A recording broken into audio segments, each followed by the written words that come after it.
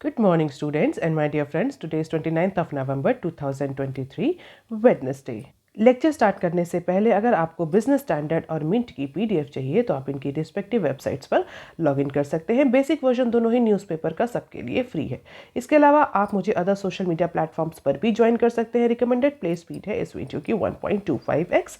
Thought of the day is shoot for the moon, even if you miss you will land among the stars. आज के mint paper की 11 important news headlines हैं, business standard की 17 important news headlines हैं और आज के discussion में हम 13 न्यूज़ आर्टिकल्स कवर करेंगे। देख लेते हैं पहला article, independent director salary double in 5 years as demand. तो बेसिकली ये एक डेटा एनालिसिस है जहां पर इंडिपेंडेंट डायरेक्टर्स की सैलरी और कॉम्पनसेशन की एनालिसिस करी गई है। तो as per this analysis that is done by Deloitte, और डिलॉयट ने ये जो स्टडी है ये मिंट के साथ शेयर करी है एक्सक्लूसिवली। तो इस स्टडी के अकॉर्डिंग जो इंडिपेंडेंट डायरेक्टर्स हैं उनकी डिमांड पिछले कुछ सालों में सिग्निफिकेंटली इंक्रीज हुई है, जिसकी वजह से उनका जो कॉम्पनसेशन है, जो सैलरी है, वो इंक्रीज हो रही है। डेफिनेटली कंपनीज अच्छे से अच्छे इंडिपेंडेंट डायरेक्टर्स को, एलिजिबल इंडिपेंडेंट डायरेक्टर्स को अट्रैक्ट करने के लिए, रिटेन करने के लिए उनको ज़्यादा से ज़्यादा रिवॉर्ड देती है, ज़्यादा से ज़्यादा सैलरी हाइक और कॉम्पनसेशन और इंसेंटिव्स देती है।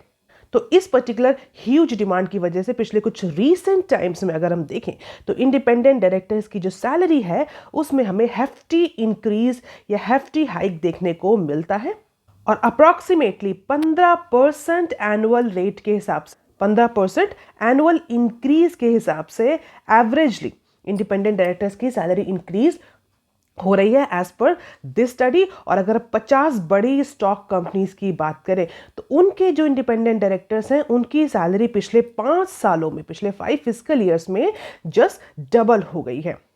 तो 2018, 17-18 से लेकर के 2022-23 तक का डेटा देखें तो जो लाइफ साइंसेस कंपनीज हैं उनके इंडिपेंडेंट डायरेक्टर्स की सैलरी में, इंडिपेंडेंट डायरेक्टर्स जो कि बोर्ड ऑफ मेंबर्स में है, बोर्ड ऑफ डायरेक्टर्स में है, उनकी सैलरी में सबसे ज़्यादा इंक्रीज होता हुआ दिख रहा है in comparison to other sectors. तो जो अदर सेक्टर्स हैं उनके कंपैरिजन में लाइफ साइंस कंपनीज जो है उनके इंडिपेंडेंट डायरेक्टर्स की सैलरी सबसे ज़्यादा इंक्रीज हुई है। हालांकि इसके अलावा आईटी सर्विसेज फर्म्स जो है उनके भी इंडिपेंडेंट डायरेक्टर्स जो है वो अच्छा खासा कॉम्पनसेशन पाते हैं, approximately 1 crore in annual compensation. और अगर एवरेजली हम देखें इस पर्टिकुलर सैलरी को तो 10 इंडिपेंडेंट डायरेक्टर्स में से 4 इंडिपेंडेंट डायरेक्टर्स ऐसे हैं, अप्रॉक्सीमेटली 10 में से 4 ऐसे हैं जिनकी सैलरी 1 करोड़ से ऊपर है। और यही रेशियो पहले मीन्स 5 साल पहले 1 था, यानी 5 साल पहले 10 में से 1 इंडिपेंडेंट डायरेक्टर्स ऐसे होते थे जिसकी सैलरी 1 करोड़ रुपए तक पहुंचती थी या उससे ऊपर होती थी। बट इस समय अगर देखें तो 10 में से अप्रॉक्सीमेटली 4 ऐसे इंडिपेंडेंट डायरेक्टर्स हैं जिनकी सैलरी 1 करोड़ से ऊपर। तो पिछले कुछ 5 सालों में हमें इंडिपेंडेंट डायरेक्टर्स की सैलरीज में, उनकी पे में, उनकी कॉम्पनसेशन में, उनके इंसेंटिव्स में सिग्निफिकेंट हाइक देखने को मिल रहा है।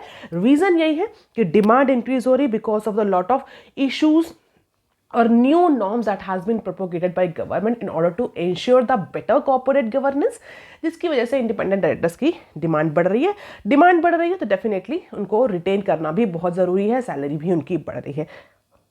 और अगर सारे सेक्टर्स को देखें, हमने जैसे बात की कि लाइफ साइंसेज में सबसे ज़्यादा है, आईटी में भी सिग्निफिकेंट हाइक देखने को मिल रहा है। सबसे कम अगर इंसेंटिव्स की बात करें, सबसे कम रेम्यूनरेशन की बात करें तो फाइनेंशियल सर्विसेज सेक्टर में जो इंडिपेंडेंट डायरेक्टर्स हैं उनका रेम्यूनरेशन लोवेस्ट है। और चूंकि डिमांड बढ़ रही है, कंपनी ज़्यादा से ज़्यादा स्किल्ड एक्सपर्ट इंडिपेंडेंट डायरेक्टर्स को हायर कर रही हैं। और ऐसा कहा जा रहा है अप्रॉक्सीमेटली 2000 इंडिपेंडेंट डायरेक्टर्स जो है अप्रैल 2024 तक अपना टेन्योर कंप्लीट करेंगे। तो इसका मतलब आगे आने वाले टाइम में भी इंडिपेंडेंट डायरेक्टर्स की डिमांड हाई रहेगी। अब देख लेते हैं next, ad contract ban for UPSC winners. तो जो यूपीएससी के टॉपर्स हैं, यूपीएससी हियर मीन जो सिविल सर्विसेज एग्जामिनेशन होते हैं उनके जो टॉपर्स हैं, जो सक्सेसफुल कैंडिडेट्स हैं, they will no longer enjoy unfettered round the year advertisement revenue. आपने बहुत बार देखा होगा कि बहुत सारे कोचिंग इंस्टीट्यूट, बड़े बड़े कोचिंग इंस्टीट्यूट्स हैं जो कि ये प्रोपोगेट करते हैं, जो कि एडवर्टाइज करते हैं कि जो टॉपर रहे, जो सक्सेसफुल कैंडिडेट रहे सिविल सर्विसेज के, वो उनकी कोचिंग के पढ़ाए हुए हैं। और ये एडवर्टीजमेंट इसीलिए होता है कि ज़्यादा से ज़्यादा कैंडिडेट और एस्पिरेंट्स जो हैं यूपीएससी के, उनकी कोचिंग में इनरोल्ड हो। तो उसको लेकर के पिछले कई टाइम से बहुत सारी मैल प्रैक्टिसेस चल रही थी।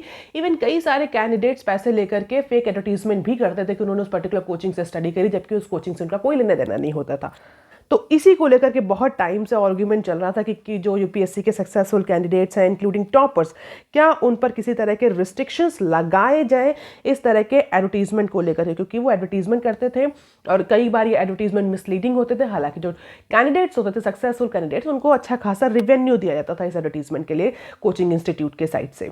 लेकिन अब क्लियरली बोल दिया गया है, सेंट्रल कंज्यूमर प्रोटेक्शन अथॉरिटी जो कि department of personal and training के तहत आती है, उसने क्लियरली कम्युनिकेट किया है कि जितने भी सक्सेसफुल कैंडिडेट्स हैं यूपीएससी के सिविल सर्विसेज एग्जाम्स के, चाहे वो टॉपर्स ही क्यों ना हो, they should immediately terminate their contract with such coaching institute after signing the joining letters following the declaration of result. तो जैसा उनका रिजल्ट डिक्लेयर होता है, वो ज्वाइनिंग लेटर साइन कर लेते हैं, वो एग्री कर लेते हैं यूपीएससी से कि वो ज्वाइन करने जा रहे हैं।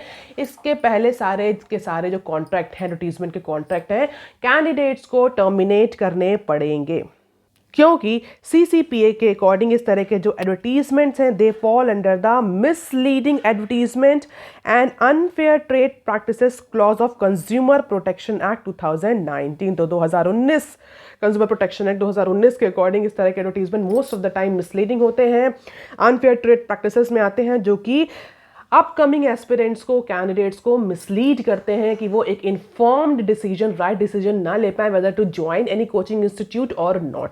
और इसीलिए सीसीपीए ने अपनी एक रिपोर्ट निकाली है और उस रिपोर्ट में बोला भी कि जो कोचिंग सेंटर्स हैं, they are actually using these types of advertisement by these candidates, successful candidates, to mislead the aspirants, to lure the aspirants. और इसीलिए section 2 clause 28 of consumer protection act के अकॉर्डिंग अब ये जो फॉल्स और misleading advertisement हैं, ये इन्हें बंद करने पड़ेंगे। और कैंडिडेट्स जितने हैं, जो सक्सेसफुल कैंडिडेट जिन्होंने इसी तरह किस तरह के कोई भी कॉन्ट्रैक्ट अभी साइन कर रखे हैं कोचिंग इंस्टीट्यूट के साथ, इस तरह के कॉन्ट्रैक्ट्स को इमीडिएट इफेक्ट से टर्मिनेट कर दिया जाए। अब देख लेते हैं some short news articles from Mint. Aster divests Gulf business for $1 billion. The leading hospital chain Aster DM Healthcare Limited on Tuesday has announced that it will separate its mainstay Gulf business and sell it to Indian promoter and Dubai consortium at $1 billion. तो 1 billion में ये जो Aster company है, वो अपना जो gulf business है उसको सेल कर रही है इंडियन प्रमोटर्स को। रीजन बिहाइंड, कंपनी का मानना है कि जो शेयर होल्डर्स की वैल्यू है उसको अनलॉक करना है और ज़्यादा से ज़्यादा इंस्टीट्यूशनल इन्वेस्टर्स को अट्रैक्ट करते हुए, तो जिससे कि कंपनी अपने मेन बिजनेस पर फोकस कर सके। तो 1 बिलियन के अप्रॉक्सीमेटली ये डील हो रही है।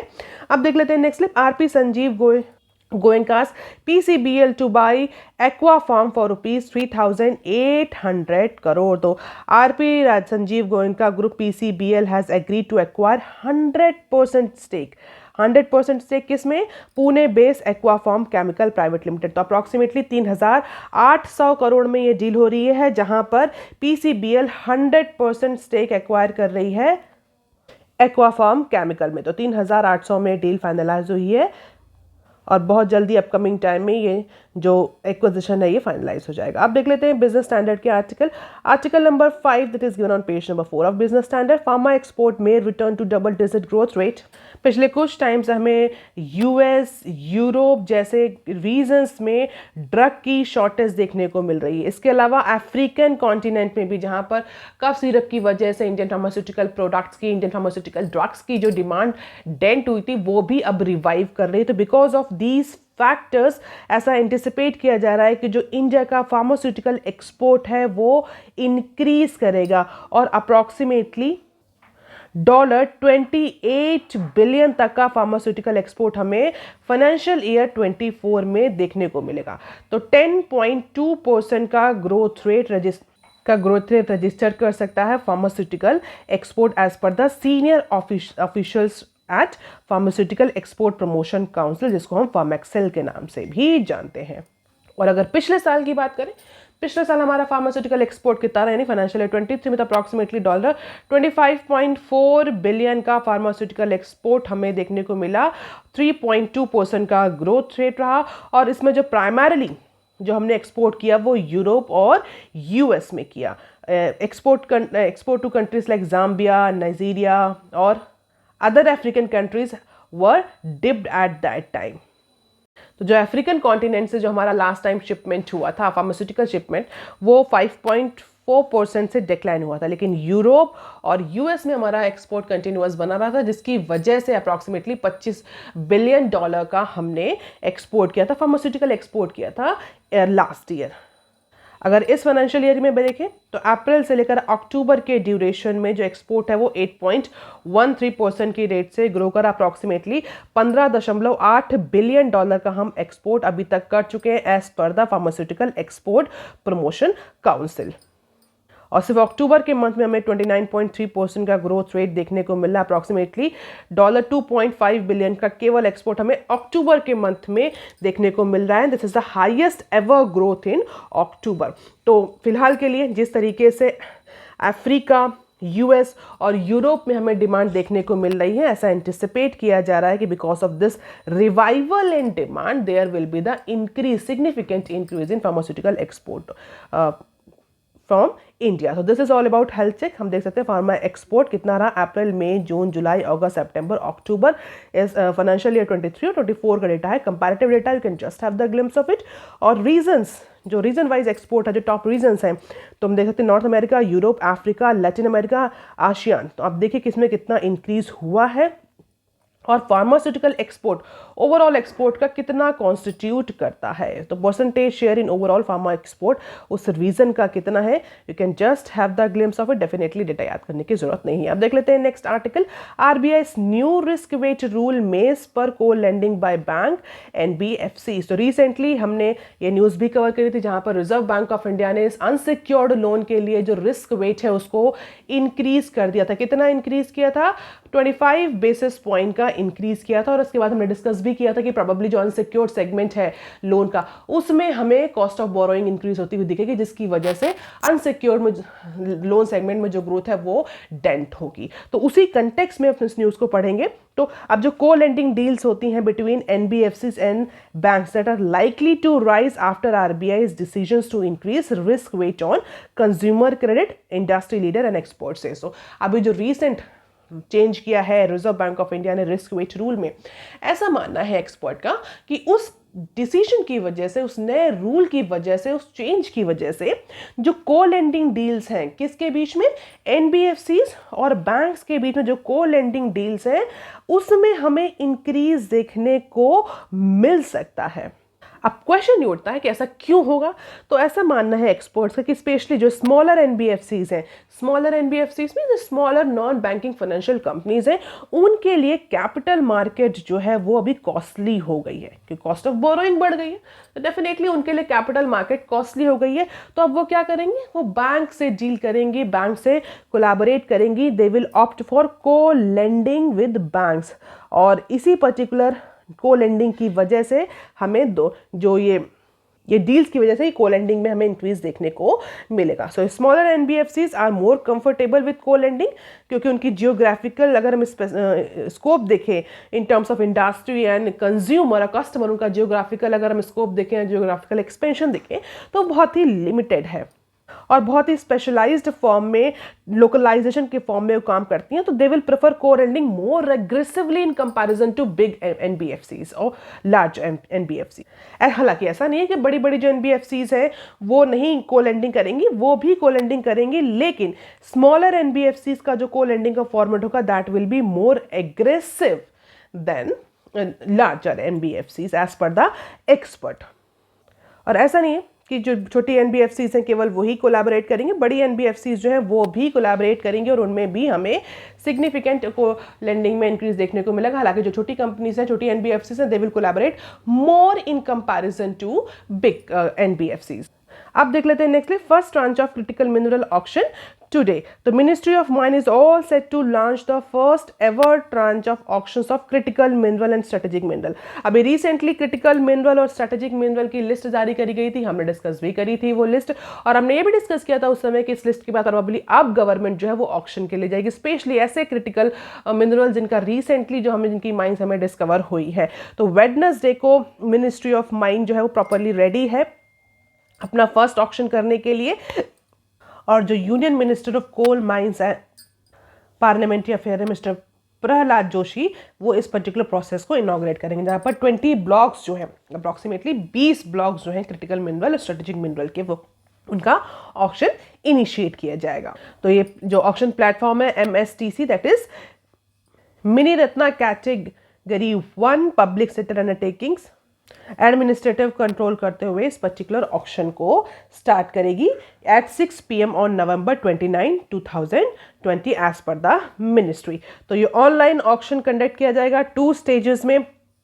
असेंडिंग फॉरवर्ड ऑक्शन प्रोसेस होगी, जो एलिजिबल बिडर्स हैं वो सिलेक्ट किए जाएंगे on the basis of highest percentage of value mineral dispatch coated bye them.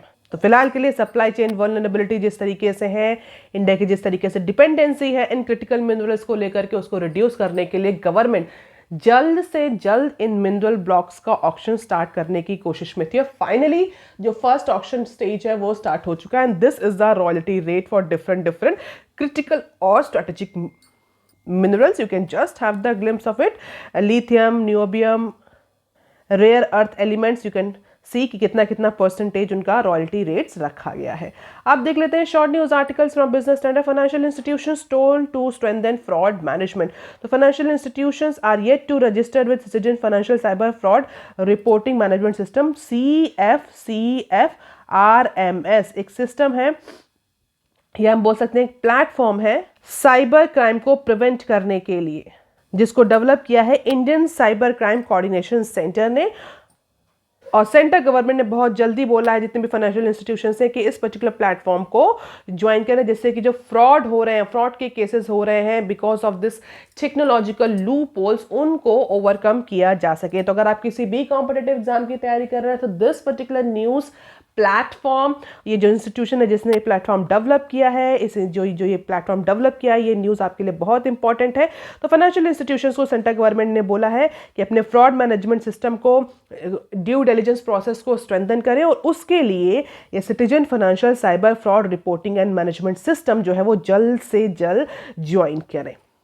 तो एक साइबर क्राइम वॉचडॉग I4C ने जो साइबर क्राइम वॉचडॉग है उसने ये सिस्टम डेवलप किया है। तो अप्रॉक्सीमेटली 800 फाइनेंशियल इंस्टीट्यूशन और फाइनेंशियल इंस्टीट्यूशन में 260 जो हैं वो अभी ज्वाइन कर चुके हैं, लेकिन अभी भी बहुत सारे हैं जो वो रिमेनिंग हैं।